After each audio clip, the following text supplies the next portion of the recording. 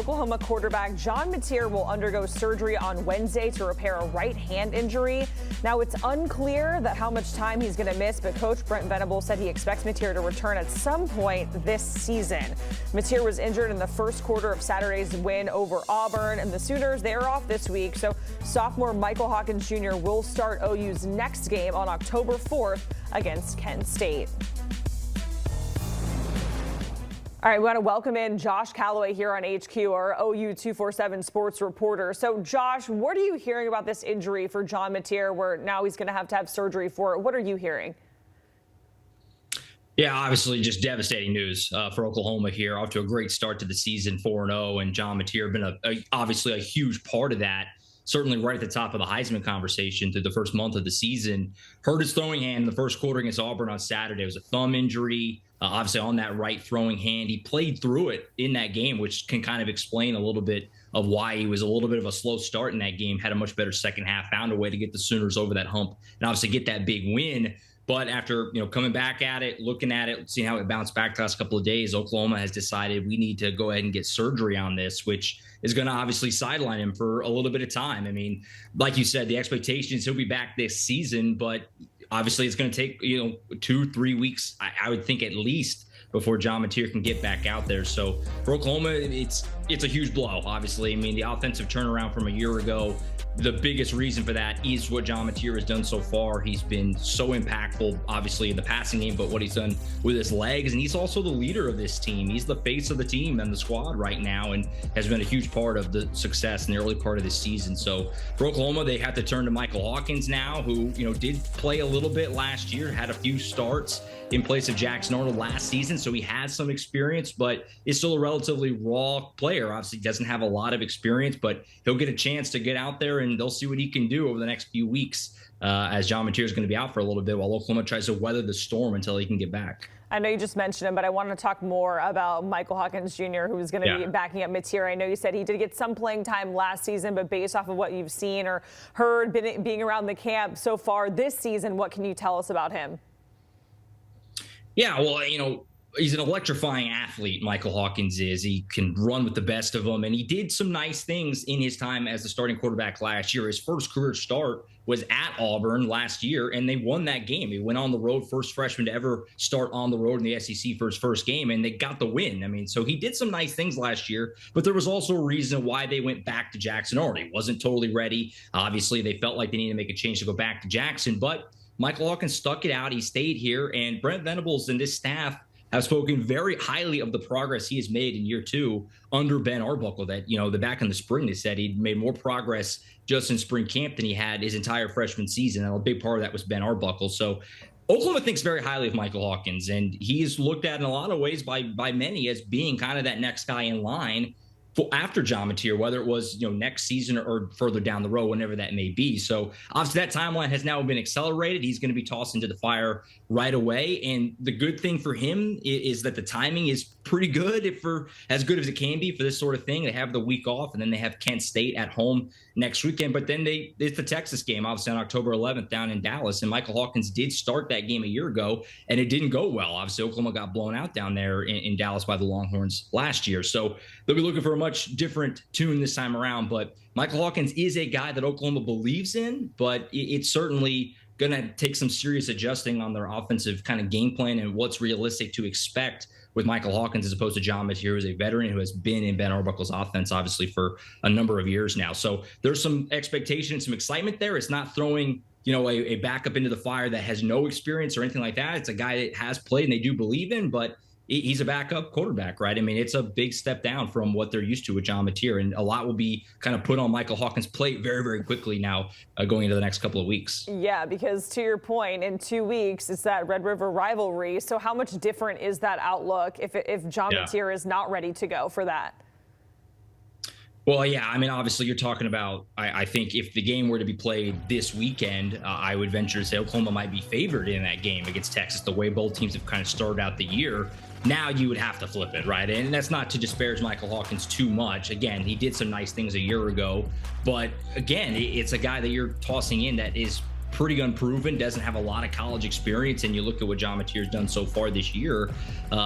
obviously it's a big, you're talking about the guy who's been, depending on who you ask, maybe the best quarterback in college football this year. So definitely makes things a whole lot tougher going against that Texas defense, which has been one of the best in the country through the first few weeks of the season. And you're now talking about a guy who's only has a handful of starts under his belt. Is just in his second year of college football. So, Ben Arbuckle will do everything he can to cater this offense around Hawkins. The good news is for Oklahoma is that their defense is playing obviously at an extremely high level. So it's not like you're looking for the offense to go put up 40 points every weekend to win. But that being said, you're going to have to find a way to create some big plays and get some points on the board down against a really good Texas defense in a couple of weeks. So, like I said, the one good thing about this, if there is any, positive spin you can put on, is that the timing is as good as it can be with a bye week and then Kent State next week. So they have really, all due respect to Kent State, obviously, basically 3 weeks to get Michael Hawkins completely ready to go for that Texas game down in Dallas. So from that perspective,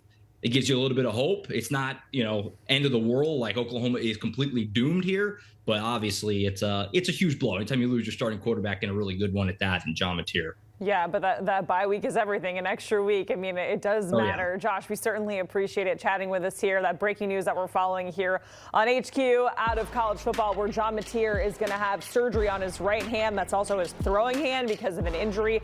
As mentioned, they are off this week. The Sooners, they're sitting at 4-0. They play Kent State on October 4th. And then again, it is the Red River rivalry on October 11th against Texas, where it doesn't seem like John Mateer is going to be ready, but that is the outlook that we're dealing with here as we're looking at the Sooners schedule as they sit at 4-0. All right, let's welcome in our college football analysts, Brandon Marcello and Brad Crawford. Guys, great to see you. Of course, we're thinking 12 steps ahead, right, in terms of the CFP and what this means for OU. So, Brad, I'll come to you first here. What does this mean if OU starts to kind of get behind in the SEC? They have Texas in a couple of weeks. How detrimental could that be towards their CFP outlook if they start getting behind here in Mateer's absence? Yeah, the key factor for me, Jacqueline, is how significant is this wrist injury? Are we talking about a serious surgery where he's out a month? Is he out 3 weeks, maybe 6 weeks? Really, you want to see him return as fast as you can if you're an Oklahoma fan, because he's the straw that stirs this drink offensively. Now, in the CFP race, I think 10 wins is the magic number this season in the SEC to just about guarantee a playoff berth. Oklahoma plays the toughest schedule in the country. They've already got 2 ranked wins over Michigan and Auburn, and they've got about 3 weeks now before they play in Red River against Texas. If they can somehow win at least 2 of those 3 SEC games in October, Texas, South Carolina, and Ole Miss, without John Mateer, if they can win 2 of those 3, I think Oklahoma still sets up pretty well. If there is a team that can finish 9-3 in college football and still get to the playoff this season, it's OU because of those 6 ranked games left. That said, I would not count on that. I think Brent Venables and that staff know 10 wins is the magic number. Yeah, for me, I think the big thing is they just got to get John Mateer back and healthy, back to himself before the game against Ole Miss on October 25th. That, to me, is the date you absolutely need to have him back, because the Texas game to me now is just a coin flip with Michael Hawkins in there at quarterback. Remember, Michael Hawkins didn't throw for more than 200 yards in 7 games last year until their bowl game, which they lost to Navy 21-20. He only threw touchdown passes in 2 of those 7 games, and that was from his first appearance to his last appearance, to the 7th appearance. So this is a situation where Michael Hawkins, he's played, he's a veteran, but he did not do very much last year. Now, there are better pieces around him this season, especially along the offensive front. Remember, last year, the reason why that offense struggles is because of the offensive line. He can run just like Mateer, but Mateer is worlds better than Mike Hawkins. They're going to have to play more ball control, I think, on offense, and they are going to have to lean on him as a runner. But Mateer's the type of player that would take over games. Against Michigan, he had to run the ball 19 times to secure a 10-point win. Against Auburn, John Mateer had to lay a drive down the field in the final minutes, not just through the air, but with his feet. He had a hard run, a 9-yarder, where he ran into the end zone, carrying people with him in the dive there. So Mateer is everything to this team, but I think that because of the upgrades they made on the offensive line and the defense being a legit top 10 type unit, I think they will be okay going into Ole Miss on October 25th. They can afford to lose 1 game between now and that Ole Miss game.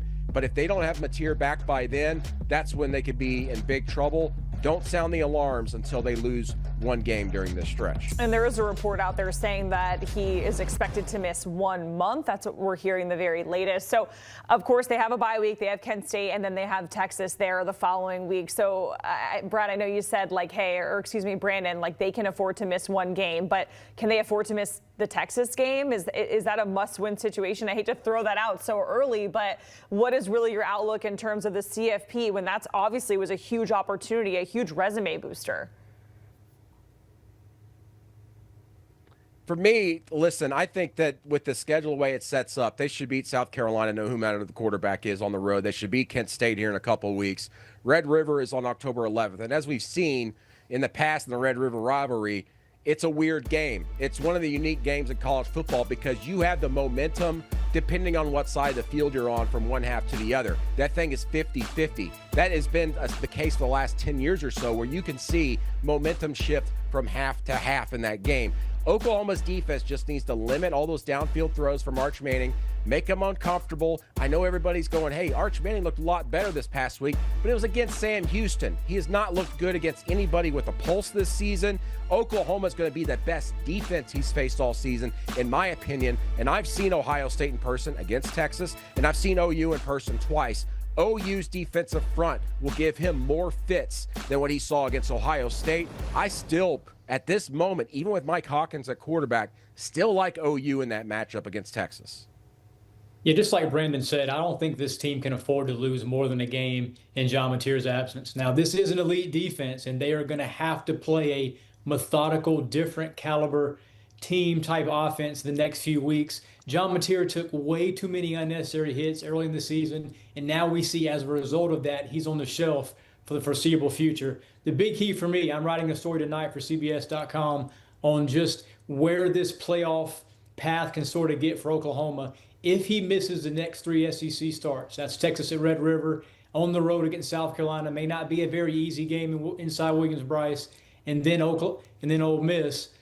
If they go 1-2 in that stretch and then Mateer comes back for Tennessee, then there's no margin for error the rest of the way. And it's hard to imagine Oklahoma beating 4 ranked teams in November to get to that playoff spot with a 10-2 finish. So they've got to do all they can to go at least 2-1 after that win over Kent State here in a couple weeks in October to make sure they get back to the playoff. Guys, I know we were just going to talk about CFP, but we obviously have to talk about the Heisman of it all, right? Because his odds have been taken off the board since this news came down. Brad, I'll come to you first here. How much time can he afford to miss if he's going to be out a month like that report is saying? What does his outlook look like to you at this point? Is it completely lost? I wouldn't say he's totally off the board because he has beaten Michigan and Auburn and played pretty darn well in both those games, helping his team win in the fourth quarter. But if he misses 3 SEC starts, especially against 2 ranked teams, Texas and Ole Miss, it's going to be hard for him to make up ground unless he has, 15 touchdown passes over those last 4 games in November. And who knows how he's going to come back after this injury. Like, what's the pain threshold going to be on his throwing hand? Had this been his other wrist, maybe he could have been rushed back a little bit sooner. But this is a quarterback who, throws the ball really well downfield. So he's going to have to take a step back and kind of reassess, what he is as a player once he returns.